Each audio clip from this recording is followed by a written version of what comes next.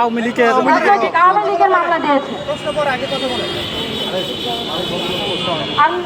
আসল কথা হচ্ছে আমরা খিলকা থানা দিই, আমার স্বামীকে কেন শাহবাগ থানার থেকে একের পর এক মামলা দেওয়া হচ্ছে উদ্দেশ্য প্রণোদিত ভাবে। সে একটা ভালো মনের মানুষ ছিল, আপনারা তার প্রমাণ পাবেন আমাদের এলাকায় গেলেই আদেশটা, ঠিক আছে, ওইখানে গেলে তার প্রমাণ পাবেন।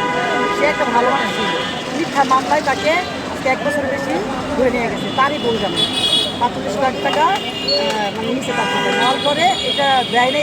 এই জন্য ফ্যামিলিগতভাবে তাদের সাথে একটা মনমালিন্য হয়, এই জন্য সে মামলা করছে। মামলা যখন করে তাকে নিয়ে যায় সেই মতো আমরা সবাই উপস্থিত ছিলাম, কিন্তু সে অনেক ভালো মানুষ ছিল, তার মনে কোনো ভয় ছিল না যে কেন আমি পুলিশের কাছে যাবো, আমার তো কোনো সমস্যা নাই। সে বলছে আচ্ছা ঠিক আছে, আপনি কিন্তু আসছেন, আইনের মানুষ আসেন, আমি যাই। কিন্তু তাকে নিয়ে আইসা তারা এমনভাবে মানে মামলায় জড়াইছে, একজন করে একটা মামলা জড়াইছে, মানে সেটা বলার মতন না।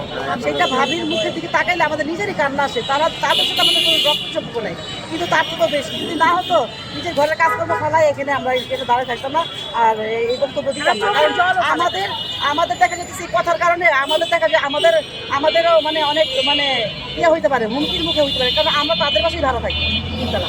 ঠিক আছে, আমারও ছেলে আছে, হয়তো আমারও অন্যরকম একটা, তারপরে আমি ওটা পরোয়া করি না, কারণ সত্য কথা অবশ্যই আমি বলতে ভয় পাই না।